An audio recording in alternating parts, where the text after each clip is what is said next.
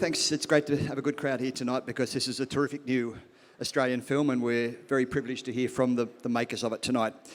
Ivan Sen, as I'm sure many of you know, is the acclaimed director of Beneath Clouds, Tumala, Mystery Road and now Goldstone. He writes, he directs, he shoots, he edits and he composes the music for his films, which makes him a very rare talent. He's a filmmaker of great sensitivity, great thoughtfulness, whose films negotiate the difficult currents between black and white Australia, and he's all the more valued for how well he does that. Aaron Pedersen, of course, is a star of Mystery Road and Goldstone, a very talented actor whose work many of you will know from such things as Water Rats, The Circuit, The Code, the Jack Irish telemovies, and of course, hosting Gladiator all those years ago. David Jowsey, a very talented producer who's worked with Ivan on the 3 films that have been in the festival, Tumala, Mystery Road and Goldstone, and he's also produced some really terrific other Australian films, Satellite Boy, there's Jasper Jones, the coming Jasper Jones, Rachel Perkins film, and also Mad Bastards. So 3 films that also deal with Aboriginal storytelling and Aboriginal stories in Australia. So can you please welcome them to the stage?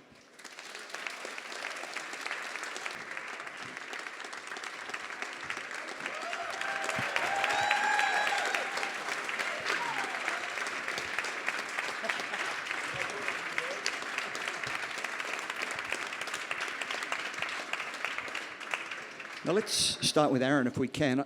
I gather that you were pretty much the driving force behind another Jay Swan film, your keenness to work again with Ivan. Yeah, I hassled him a little bit, only because I truly believed he'd started something that was worth continuing. Jay Swan he's a good man, he had a good heart, a good spirit, good soul, and it showed that in the first story. So, and it seemed along the way we collected a number of audience members, a family that loved it and wanted to see him again. So I just pretty much, he says I rang him about 7 times, but I think it was a handful of times.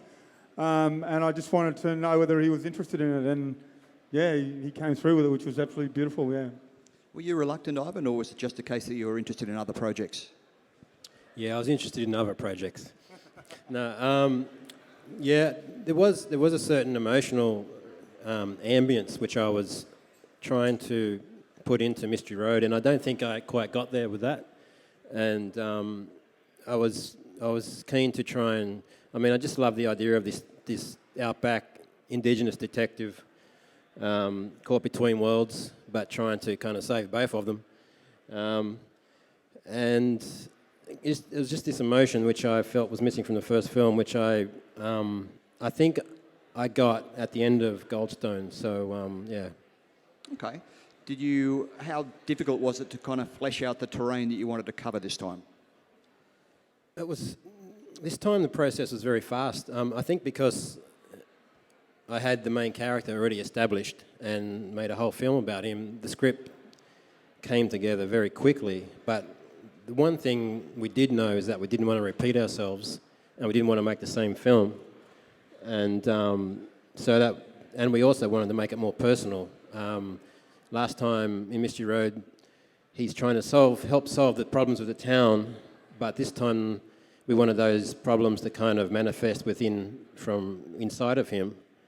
And by doing that, it allowed the audience to come close to him and be more intimate. He starts in a dark place, doesn't he? When we first see him, he's clearly pretty troubled. Did you deliberately want to sort of get him damaged so that you could sort of take him through that? Yeah, we wanted to dirty him up a bit and have him in contrast to how we saw him before, have some time difference so the audience from the outset are wondering what's going on since last time we saw him. But in saying all that, it was really important for it to be a standalone film and not rely on people seeing the first film. But we collaborate quite a lot when I'm writing, and that was Aaron's idea for him to actually be drunk in that first scene. Yeah, it was, yeah. And, look, and that's kind of, for me, something I've tried to avoid over a number of years because of the stereotypical nature of Indigenous people and the representation with alcohol. So it was a big thing for me to go down that path, and I think it was for Ivan to hear it and to accept it too, because we both truly believe that they're parameters that we wanted to stay away from. We never wanted to put them together because we believe that it's done too much damage to Indigenous Australia over the years. But we figured that we could do it with such an intelligent character, with intelligent filmmakers on board that were going to make this actually much more palatable for me as a performer, but Ivan as, you know, the filmmaker and the visionary behind it all too. So it was a little scary at first, but I truly believe that we could make it work. And there was another little thing that I dropped into it, and it was the daughter situation, which I thought was going to strengthen the reason why he was making choices like that. And we took him back to being a drinker again, and seeing when he was a drinker, because in the first one, Mary Tasman's character says, "Oh, you used to drink a lot." So we just revisited little things like that and just believed that we were able to achieve it without reinforcing negatives over and over and over again. David, what's the producer's perspective when you pitched the idea of another Jay Swan film? What did you think? There was a little bit of a resistance, actually, in some quarters. There was a sense that Ivan and I released Mystery Road ourselves. We were the distributor on the film, and that was a really fascinating learning experience. But it is quite a complex, difficult thing to access cinemas in Australia. You really, it can be complicated. So we didn't get all the cinemas we wanted for Mystery Road, which was some sort of disappointment. I guess that was some sort of reservation. But once people saw the script that Ivan had written, and he actually made a little teaser, and it just sort of captured the resonance of what Ivan wanted to do, and he just cut it from the internet. And that, you know, to sell a film with a 2-minute teaser is actually what he did. I noticed that, Ivan, you talk about it as a spin-off. I would think of it more of a sequel. Is that a creative decision or a marketing decision?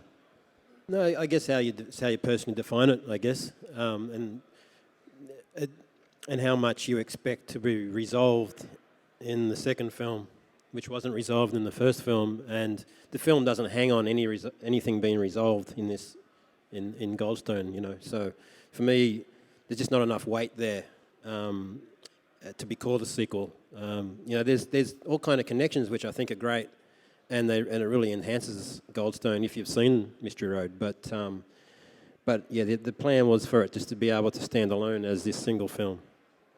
Now, David, I know that you talked about not getting enough cinemas, but it did really well when it screened on the ABC, didn't it? A lot of people saw it. It really did. It had a consolidated audience of over 1 million viewers on its first screening at the ABC, which made it one of its top dramas for that year. So it really did strike a chord, I think. As Ivan said, that the character of Jay caught between two worlds. I think it did strike a chord with audiences, and that was borne out by that great audience on the ABC.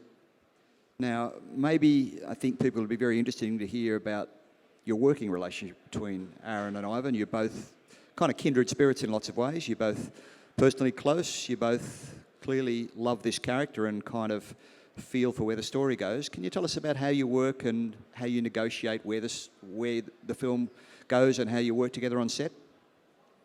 We share a lot of similarities to Jay Swan, I think, from our personal lives. Coming from communities and then stepping outside of those communities to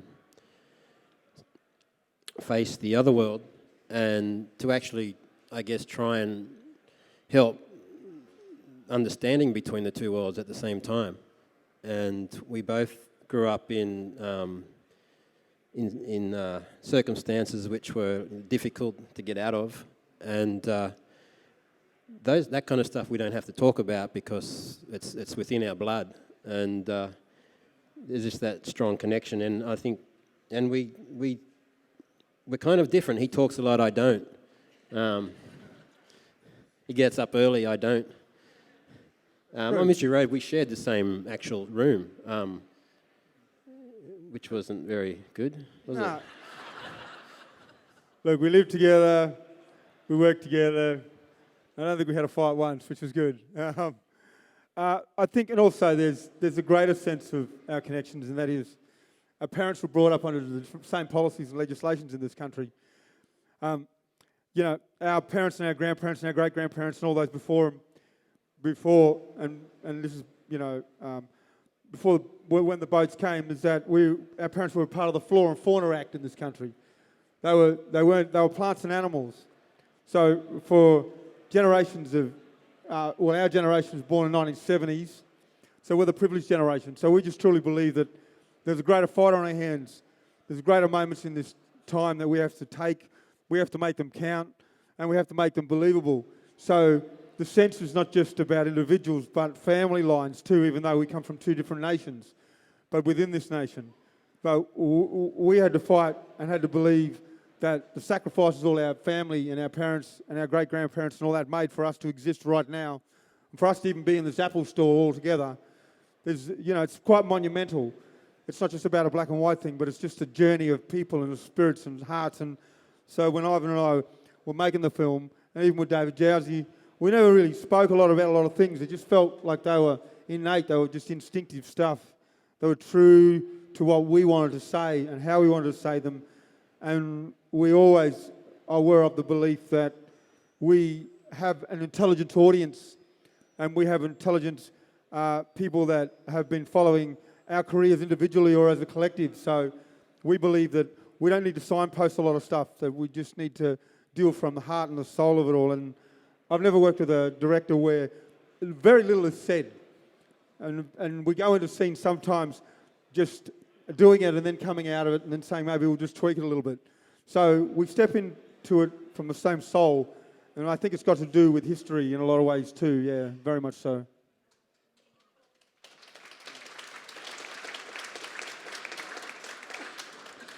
There's a lot in Mystery Road and especially in Goldstone about our relationship to the land. Mining represents some sort of damage to the land or something that distorts the connection with the land. There are people coming from another land to this land. Tell us about how you sort of see that. And of course, it's the most beautifully shot film. It just looks magnificent. The country, the world, a real appreciation and respect for the land. Tell us how you feel about it and how that fits into the story.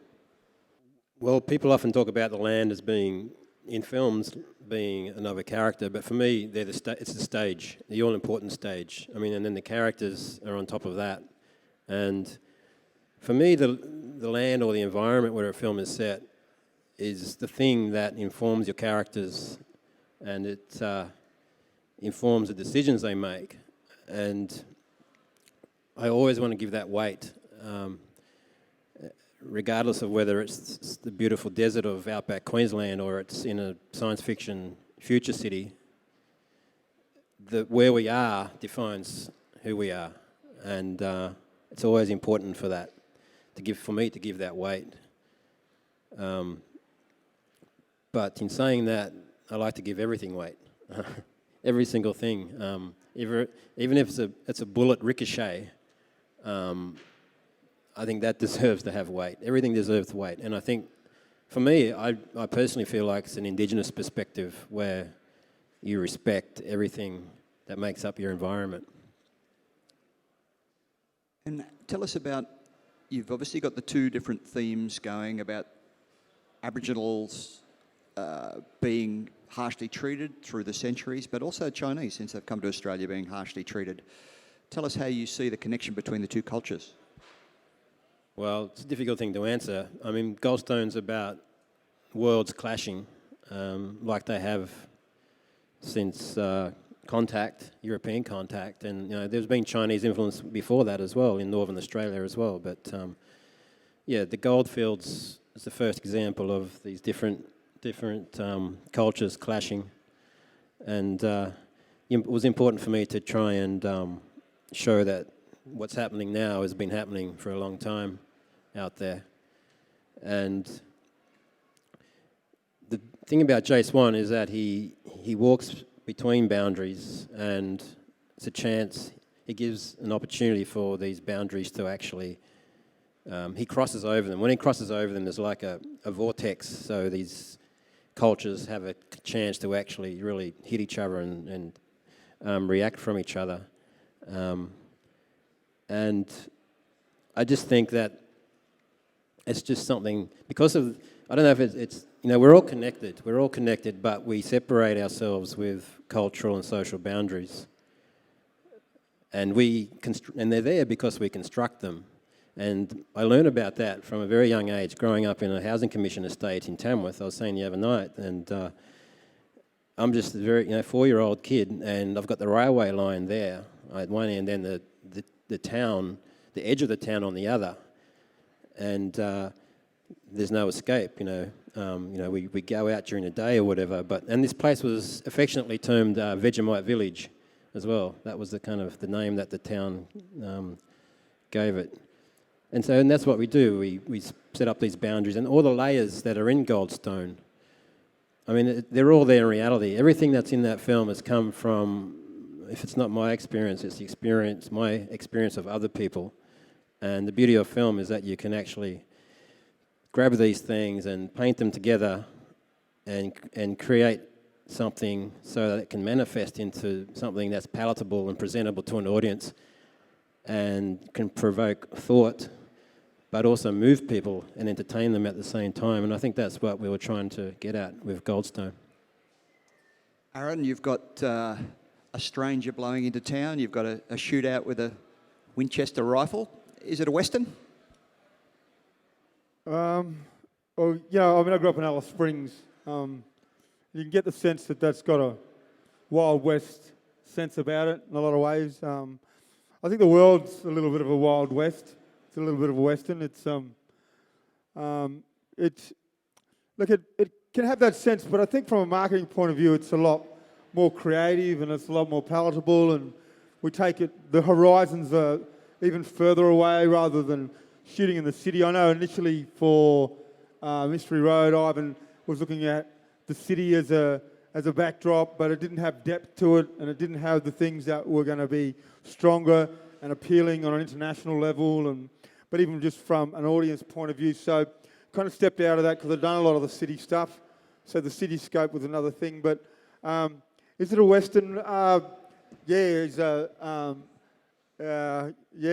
with his mechanical horse. So I kind of, the hold in the mechanical horse. Look, a lot of people say no, but no, I'm not sure. But I think people take away the personal stuff with it. I think you make films for other people, and I think people can take away what they think it is. Vastness is isolation and desolation, all that stuff, become great characters, and I think that's what's really beautiful about what Ivan chose to do was the land's character, and even the wind is character, and just the sun is character, and the greater elements that bind us all together, Mother Earth and Father Sky. It's so however they look at it is their own kind of personal approach to it. I did say it once in an interview overseas, and Ivan looked at me cross-eyed because he wasn't quite sure what I was talking about. But from that point, like now.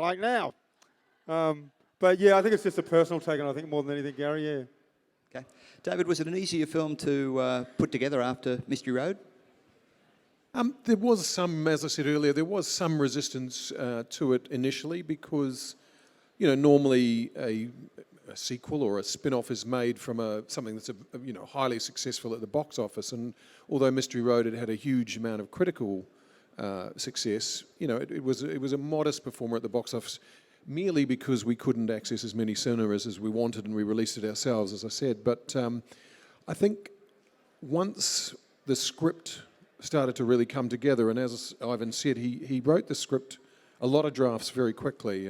He works very hard, and he turned the script around in a short amount of... And once people started to read the script, there was a lot of support for it, both from actors and funding parties, because it was a strong script, a strong story. As well as government agencies, did you get private investors in this film as well?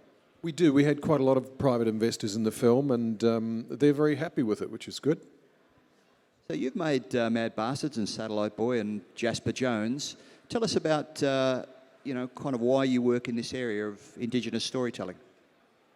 Well, I guess the simple answer is that I was incredibly lucky to be in the right place at the right time to meet Ivan, and that's something sort of transformed my life, and I've just been incredibly lucky, I realize, and it's just a great privilege, really, to have been invited in and then just to have sort of hung around, actually, and now people can't get rid of me. The definition of a producer. You're someone, Ivan, who's interested in sci-fi films as well. Tell us about that interest. Isn't everybody? You know? Everybody's making them. Sci-fi is, well, you will be soon. Science fiction, you know, well, it's the future, you know, so it's an incredibly challenging thing to write, depending on how far in the future you're looking, because you have to kind of leapfrog. Depends on how much you want to leapfrog what is here, what's now, and you have to be careful not to make sure that things are still relevant to the audiences, because we're living here, living now, and you don't want it too distant from our own reality at the same time. But yeah, I have a couple of science fiction projects, and yeah, I don't know. I just think they're the ultimate in imagination, you know, and creativity. There are links in terms of the stories you can tell, the individual within a landscape, the alienated individual, somebody who comes from a different background? More of a social kind of perspective, I think, more than anything, more than a cultural one. But the cultural thing's still important for me. Like, you know, there's a futuristic, a Chinese future city in one of them, and it's very important. I kind of modelled this city a lot on Hong Kong and all of the amazing clash of cultures that are going on there and the technology and stuff. Okay. Now, I know that you shot this one. You shot Mystery Road at Winton in outback Queensland. You shot this one not very far away from there at Middleton, which you've described as a very small town, population 3. Yeah, 3 people. That is a very small town. Depends whether the son is actually in town on in his helicopter, because he's he flies around, you know, chasing cattle and stuff. Okay. So why shoot it in that part of the world in particular when you could have shot anywhere in Australia? Well, I couldn't, because I had to pick Queensland because Green Queensland was a partner. So sometimes, but you know, sometimes you write a script and you do it at your own peril, because you just get carried away and you make this story and this town, and then it kind of works, and then you think, oh well, but this place doesn't exist. So you have to try and make it exist. I drove all over Queensland to try and find the town of Goldstone, but it didn't exist. And years before, actually, we drove through Middleton looking for Mystery Road locations, which was just a stunning landscape, and it's way too far away from Winton to use for Mystery Road. So it just stayed in the memory banks, and I went back out there, and yes, it had a landscape, but no town. So we actually had to try and stretch our budget to the point where we could afford to build some kind of town and also our accommodation at the same time. Okay, so how much did you actually end up building, and were some of the places that you shot actually the places you were staying in, were they? Yeah, we stayed on the station just on the edge of town, and we built a mine camp for the mine, and which we see in the shootout towards the end, and that was the cast and crew accommodation. It wasn't mine though. I was stuck in a tent. You know, I wasn't that lucky, but yeah, and we had to recycle our sets as well. I think the police station became the ranch, and the mayor's office became something else. It was just just trying to make it work on very, very low budget. Okay. And you have, it's a pretty spectacular finale with a plane taking off and a car rolling, Aaron, there. So that's a kind of big stunt element, really, isn't it? Yeah. I mean, look, it's always good to do that action stuff. I wasn't quite sure where we're going to go with it, but Ivan had a whole number of shootouts and a car sequence thing that was just planted throughout the whole film. So, I mean, I loved it. It was a great experience. I mean, I didn't really roll the car, but I climbed out of it. No, I think it was an insurance thing, wasn't it, David? I wanted to roll the car. But look, it was a great experience, and everyone will believe that I rolled it. That's a good thing. They always believe those things in movies. So I don't need to go around saying anything really, Gary. Okay. So we're going to have another Jay Swan story. Jeez, I don't know.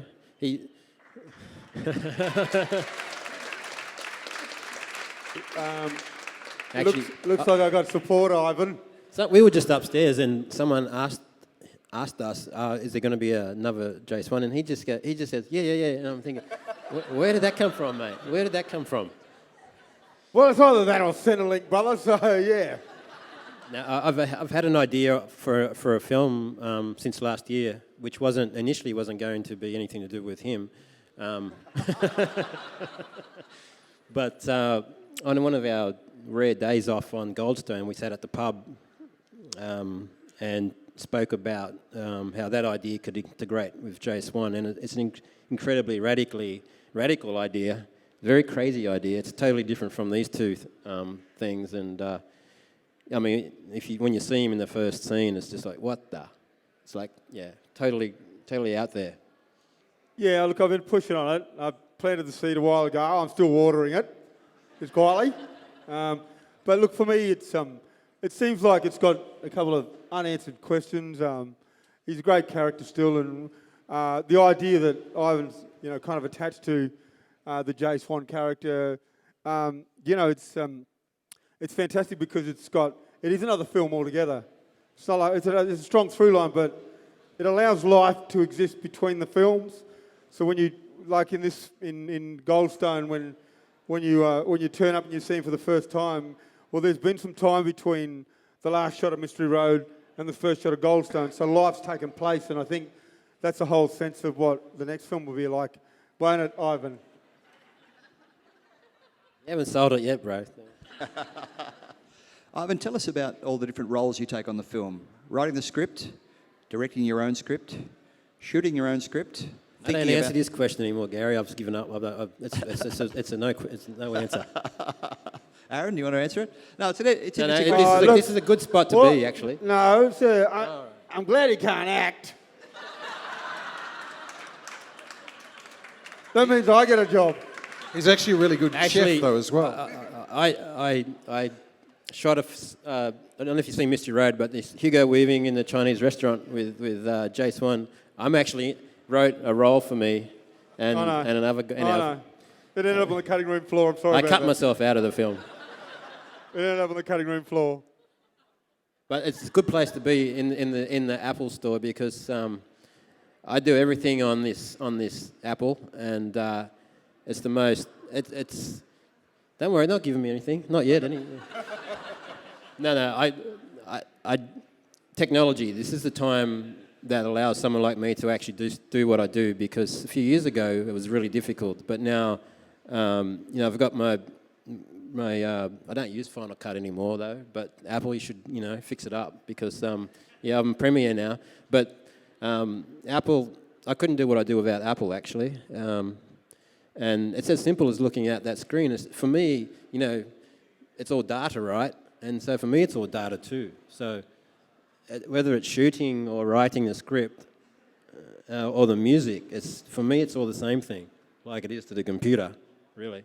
You're just kind of using different areas of your brain, but once you settle into that and you realise that, okay, the physical kind of thing of what you're doing, it still goes back into the same creative area of the brain, and for me it's all the same thing, and it's a very intimate thing at times, and it's something I started doing a long time ago, and I don't know, I have tried it the other way and the collaboration, but I do, people say I do all this stuff, but I don't make a film.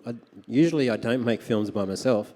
It's 40, 50 people helping me, and there's a huge luxury there because I've made a film like Tumala where it was just me, and that's a hell of a responsibility to do the costume, props, sound recording, as well as everything else. So going on to a film like Goldstone where you've got 50 people, that's just like resort. That's just like luxury, You composed a terrific score for Goldstone. Did you start to think about that when you were writing or when you were on set, or did you wait until you saw what you had? I had plans of using a band, one of my favourite bands from America, but I had the luxury of a rough cut editor on this film, and so it freed me up after the shoot. And then I just made the decision one day to actually sit down and just focus on music, and I did that for 2 months. and got it all written in 2 months, and went to the editing after that, and I kind of put it away, and then went to editing, and but it's all done on that computer. It's all that, that one thing. So the music after the editing, I mean, maybe on a rough cut, and then I brought the music back. And the thing about the intimacy of it is it's extraordinary. You can, when you're cutting the picture together, and then you just compose something to put in there, and then you put it in, and then it just makes you start crying, and it's just incredibly intimate experience. And it's probably, I mean, all the aspects of making a film are moving, but there's something really, really touching when you can cut a scene together and then just slide some music in immediately, and then it just comes to life. David, we've seen the first 2 screenings of this film. What's the life of the film from here on? When do you release it? How wide do you release it? It's been announced that the film is in cinemas as of July 7, all around the country. So, please share that with your colleagues and friends. So, yes, and it's being released through Transmission Films. So 7th of July is when we're in cinemas. The ABC want this one as well? I hope so. That's still to be discussed. They didn't come in at production stage? No, with Mystery Road we did have a deal up front with the ABC, but they're not in that business anymore, it seems. So, no, this is hopefully they will actually pay us for purchasing it. See, that would be nice. Okay. All right, we've got some time for questions, so put your hand up and we'll get a microphone to you and ask away. I'm wondering why Aaron wasn't shot in the last scene there, why he survived. I know he's got to make another film. Come on, number 3, actually, number 3. what was the deal there? I think it was about, you can answer. I think it was just more to do with an Indigenous connection, I think. I thought so, yeah. It was a brotherhood thing. You mean between Aaron Farso? Yeah, Aaron Farso and myself, yeah, the character Bear, Right. yeah. Lovely. Thank you. I mean, yeah, and you can argue, the Johnny's gotten away on the plane. There's no need to have a murder charge on you, as well as having a dodgy number plate. I don't know if you've all picked that up. Yeah, I think it was just to do with cultural connection, but it made it stronger too, because I don't think the character was written with an Indigenous background. It was just the way it was cast, and it just seemed to be one of those natural things that made it stronger for us. And yeah, very much Jay Swan's a dead man there, but I think it's just, the connections made with the actors and the choices are made because of the casting, I think, yeah. I think it makes it stronger. If he were shot, the question would be, why did he shoot him? Yeah. I have a question about the script.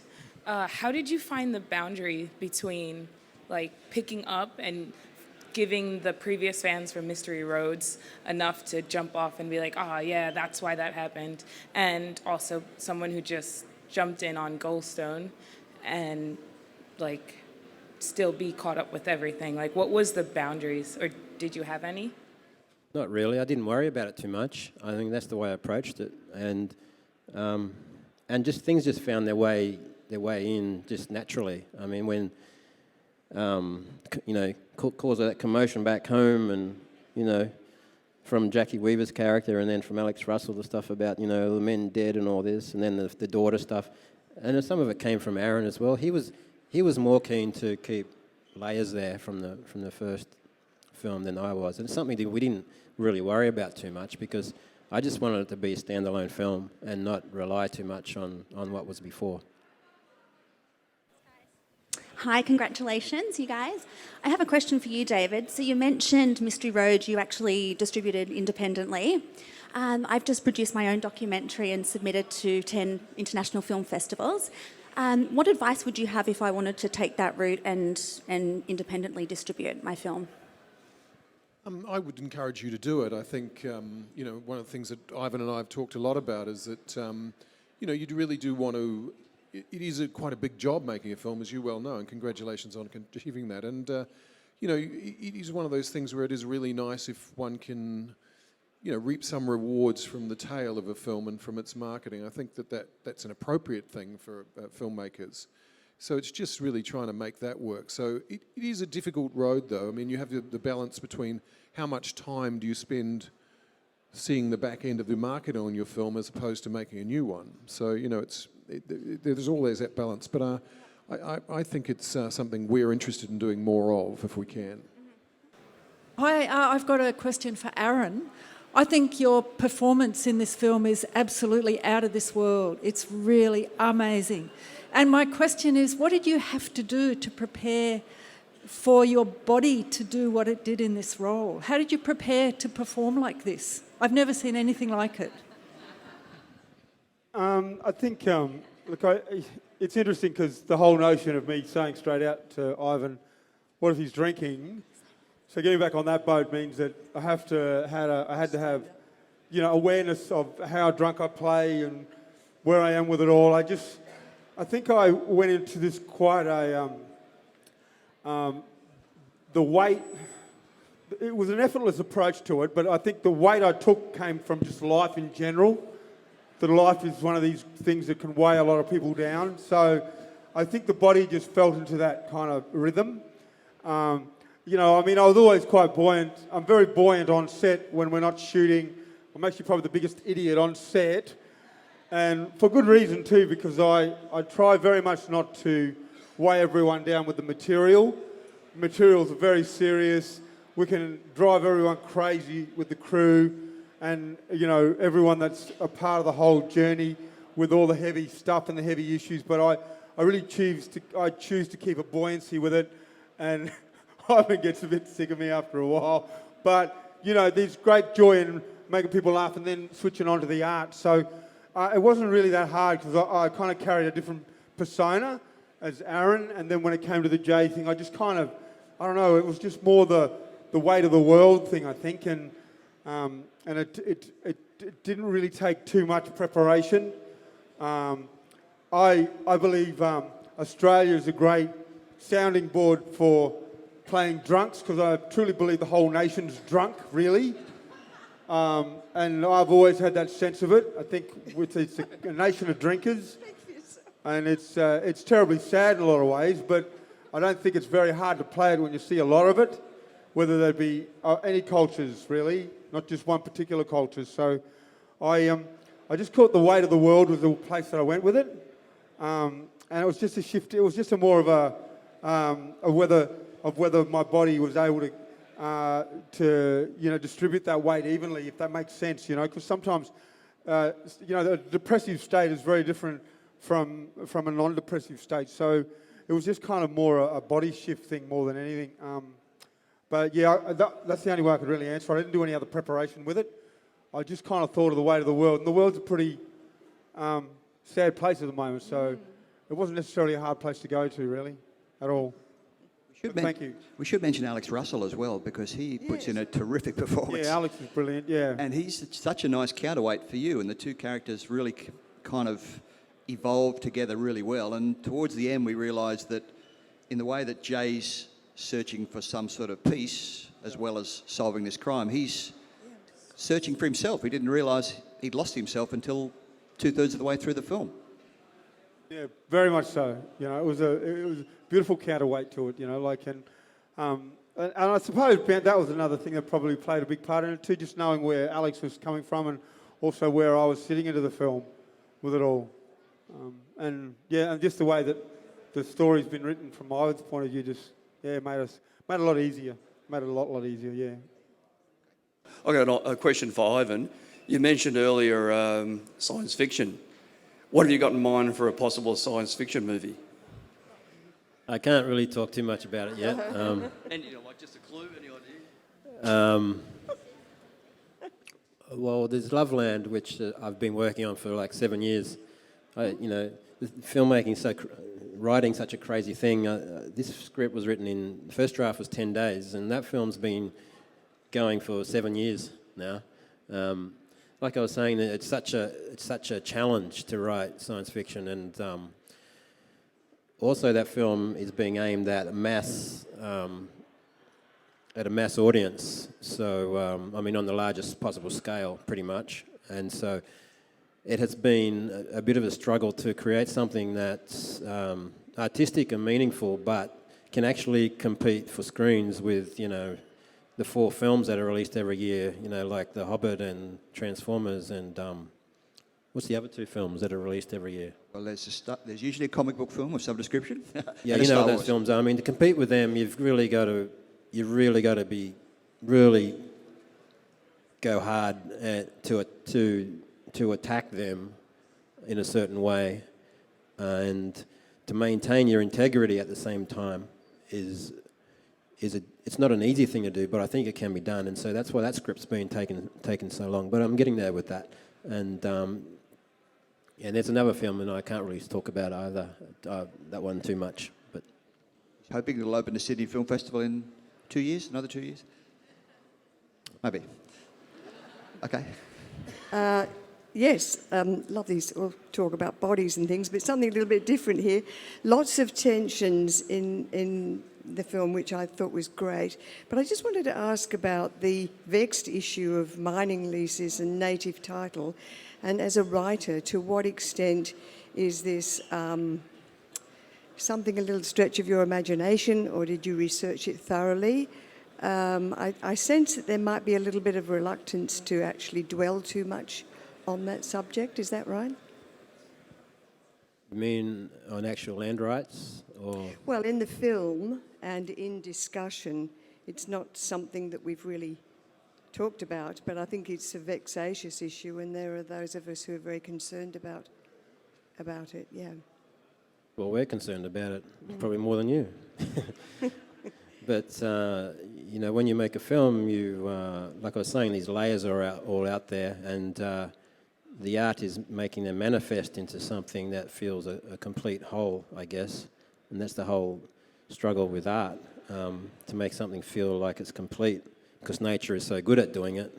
When we try to do it, it's a different story. But you know, that's just the layer in there, the whole... I mean, it's happening. I mean, I saw last week the Land Council being investigated in WA for corruption over a uranium mining deal, and a lot of the community who are saying that they weren't consulted with during that process. I mean, it's all there in reality, and this film isn't purely about that. It's more about the clashing of these worlds and what happens to truth when worlds clash. And it hints that, you know, the only real truth left is inside of you and your perspective of being a good person in the end. Thank you. You can see it actually in this city. You don't have to go very far. My question is for Ivan and Aaron, and follows on a little bit from the previous questioner.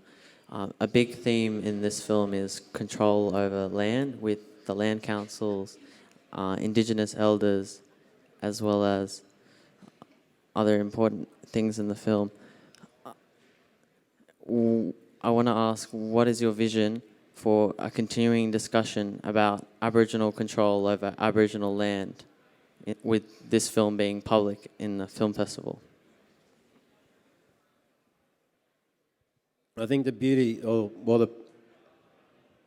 partly I do what I do because it's a chance to put show the perspective that I have to other people, and I think a lot of Indigenous filmmakers. I mean, there's a movement happening now which we all kind of know about, and the power of film is something that is quite extraordinary, because we need it's able to move people at the same time as provoke thought. And I mean, there are politicians. Land is a huge thing for Indigenous people at the moment. I mean, native title didn't help my people at all. It made things worse. It killed off our land rights, because there's all kinds. In a way, it's hamstrung, you know, probably 50% of the communities in this country. But there's also many other issues which are really killing us at the moment. I just went to a funeral up in Tamworth, and they've lost 5 kids in the last month. I mean, the thing you heard in the film's actually happening all over the place.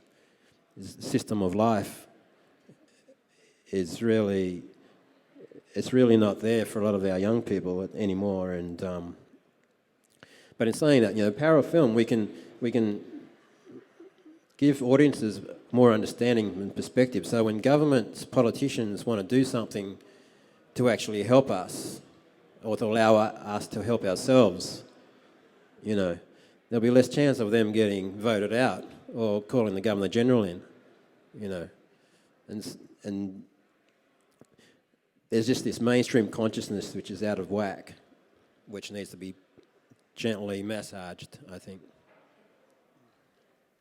Thank you.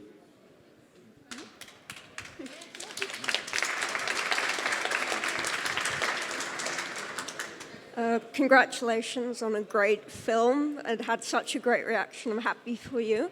I was wondering, you're currently seeing so many Indigenous films or TV coming out with Clever Man.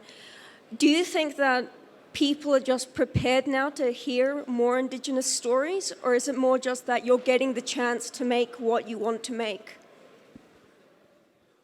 Oh, I think they're working in tandem, at the same time.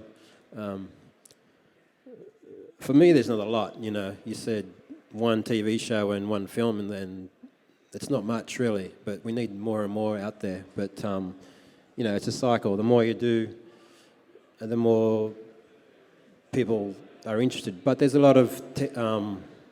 I think there's a lot of psychology involved in what we're doing as well. Clever Man is kind of clever because it's drawing people in through its genre kind of bones as much as Goldstone is too, because if you go out there and make a hard-hitting film which has no kind of thought about the audience at all, it's difficult to kind of turn that audience to come into it. So I think Indigenous filmmakers are becoming more clever in how they create films and TV shows. Yeah, I mean, when I first started out on a lot of the TV shows, Water Rats, Wildside, all that stuff, I truly knew that, there's a specific way you step into things. There's an intelligent way to approach things. You can't scare too many people off too quickly. You've got to understand generations of people, move to the side while the new generations move through and take their places. So it's always been a patient game and a patient approach to things. You've got to believe that, with education, because that's what the problem that we've had in the past as young Indigenous people is the education department's failed all of us. Even from the very outset, to say terra nullius was, not the right thing to be doing. I mean, creating your own propaganda and telling lies and educating people on so many different levels and sending people away, and then they perpetuate that problem and that lie and that myth. And then for, over 170 years, our people are incarcerated and put under the Flora and Fauna Act, and they're plants and animals and not even human beings. I mean, how the hell does something like that ever happen in a country? It's because it's controlled by certain governments and certain peoples and policies and legislations. Well, TV's the power. It's the only time you get into people's lounge rooms without getting arrested. But there's a great truth to that too, and being in people's lives. It's like you've got to understand it's a game. You've got to be smart. You've got to play it the way it needs to be played without scaring off people on the masses. You've got to believe that you're speaking to the people who are the ones that will help you climb and make things a lot better and be a part of the journey. And to get up and come and see Goldstone it's the bonus for us. It's the win for us. It means people are making an effort.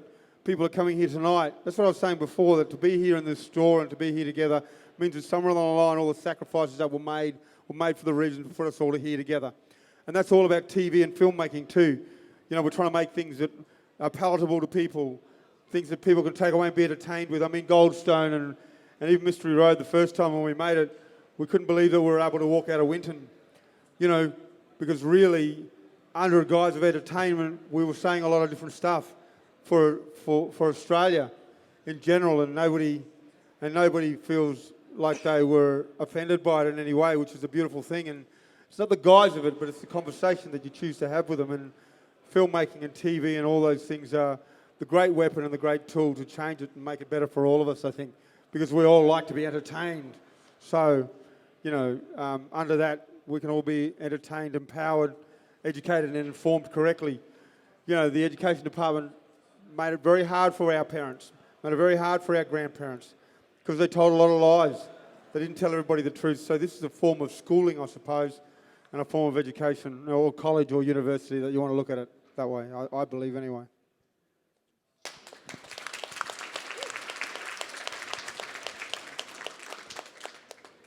Hey guys, I was just wondering with the flipping of the car and the blowing up of the mine, was the mine done in post-production, and the flipping of the car, did you put something under the car to flip it? Because, I was quite impressed. It went, it felt like, it just came out of nowhere. I was like, wow, how'd they get this budget? So, how'd you go about doing that?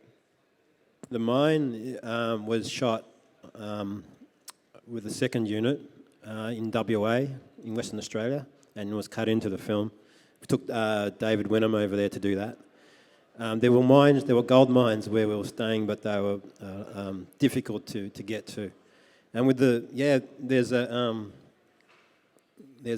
pole that comes out of the bottom of the car and flips it.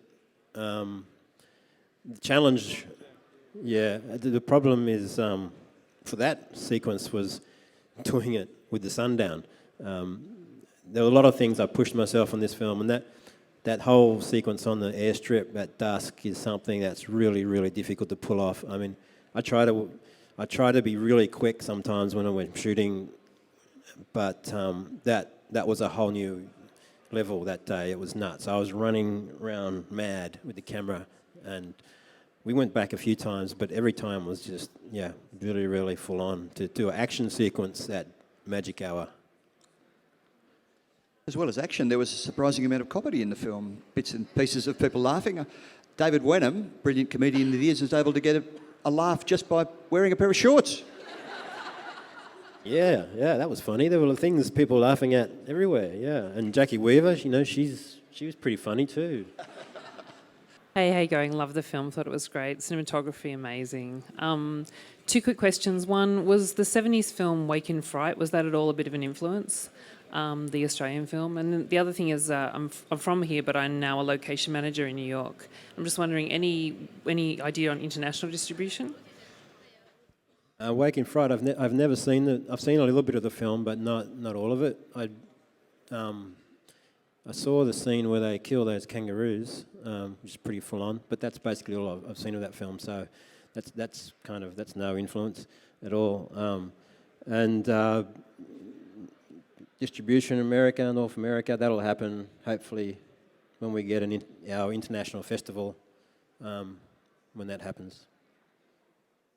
Hi Ivan, that was a great film. Great performances. How do you get such great performances out of all those actors? What kind of director are you? Are you a kind of do it my way, or let's see what happens, improvise? Not a lot of. I mean, the script is there, especially for a film like this. You just can't let them go off wandering around doing their own thing, even though he tries to. So you have to kind of, stay on target with the script. But but in saying that, I give a lot of freedom, and I think safety is really important. I mean, you can be kind of detailed about stuff, and about tones and the way they're carrying their body and stuff, but it's just that safety, letting the actors feel safe. And the most important thing I think that I do is actually shoot the thing when I'm holding the camera. I mean, Jackie Weaver just kept going on and on about how I was holding the camera, Again, I was with her the whole, and I've got the camera, and she'd never experienced that before, having the director right there, and the communication is just very, very fast, very intimate, and there's no one between us. And so, but it's that freedom and safety, and I'm the editor, so I cut around them when they're crap, basically. So when you're shooting, do you keep the camera rolling and keep doing, constant takes as if Jackie Weaver's not quite working? You're keeping the camera rolling and getting her to do it again? Sometimes, yeah. Like if I'm trying to get a certain look, I'll just keep the camera rolling, and then I'll talk to the other actor who is acting with the person on screen, and I won't. I may not say anything to the person who's actually on the camera, to the other actor. I'll be given, because actor's all about reaction, and so I'll be given directions to the person off screen of how to act, and that will influence how they'll act on the screen.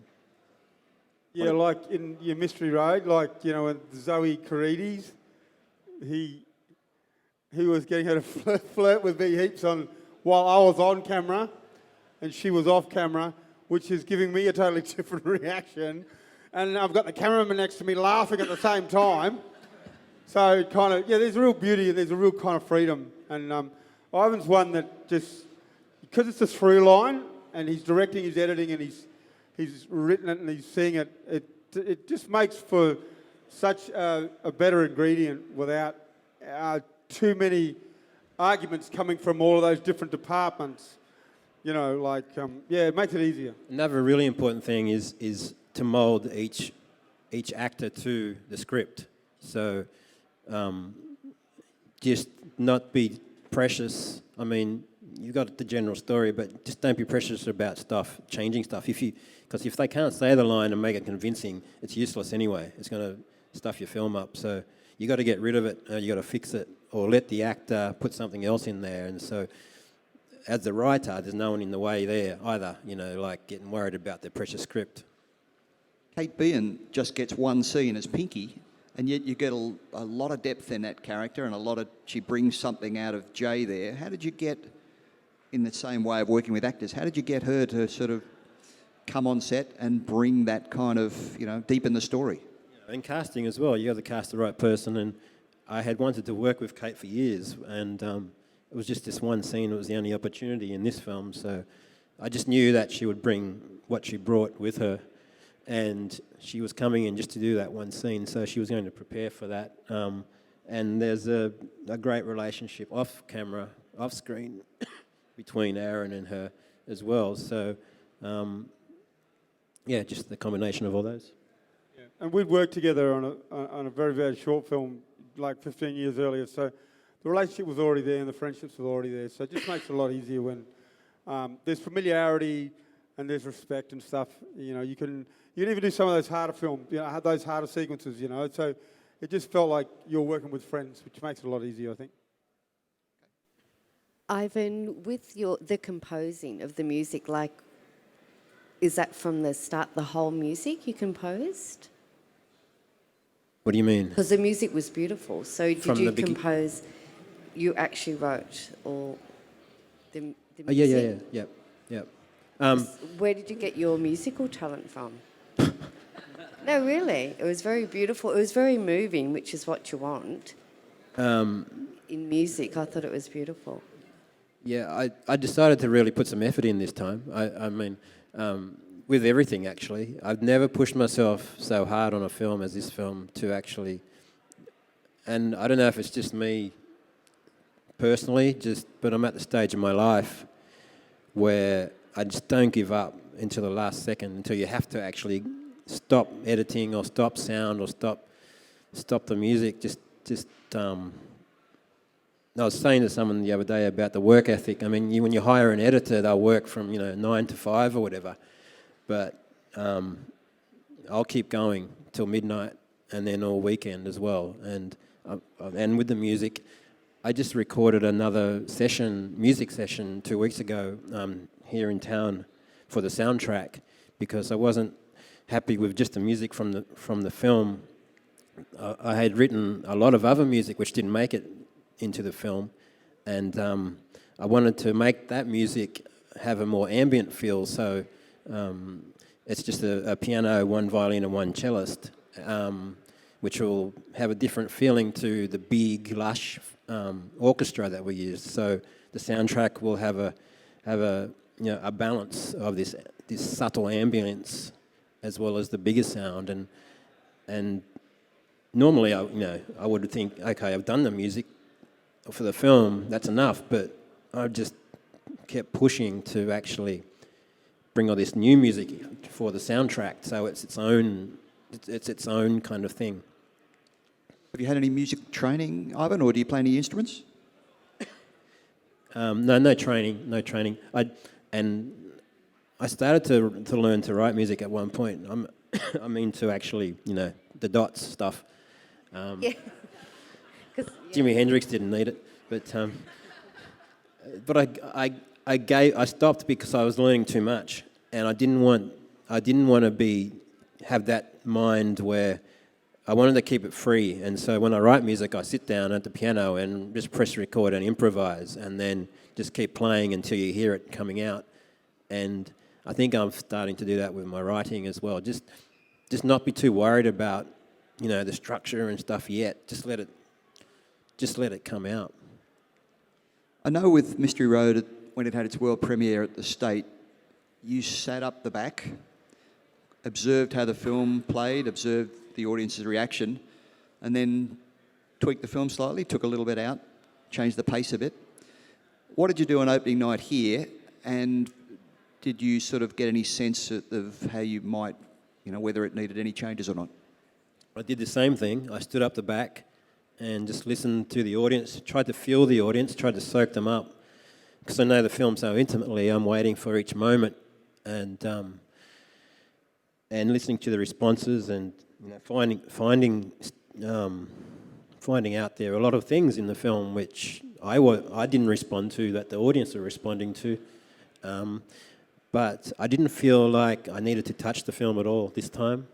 Maybe it's to do with pushing myself more or, now that I'm older or something, I don't know. But I just felt like I didn't lock the film off until I was happy with it. And then I just relaxed with it. And, I wouldn't change anything with it now. Were you surprised by anything in the way the audience responded? I was surprised by the amount of humour that people read into it, got out of it. That was a real surprise.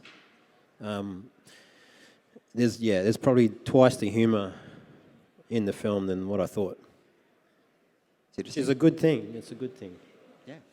Okay, we'll have one more and then we'll have to wind it up. So we'll just go up the back here if that's okay.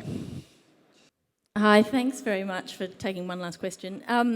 It's probably more a thank you. We're from the country and just wanted to reflect back that it's just so amazing to see a story that actually tells some of the shit that's going on out there. And what you say about mining, everywhere else it seems that voice is killed by the power of the money. And I think it's really brave, a lot of the things that you took on in the film, and just masterful storytelling. So thank you. Thank you.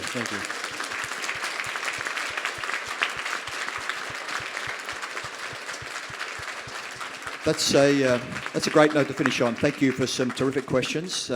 It's been clear that this film has been really well received at the festival. It's been great to hear from everybody, particularly Ivan, who's, we can tell from that cough there, has not been well. So it's been great to have him here talking about it. Aaron, David as well. It's been terrific. We wish you all the best for the life of the film, and thank you. Join with me in saying thanks to them for being here with us.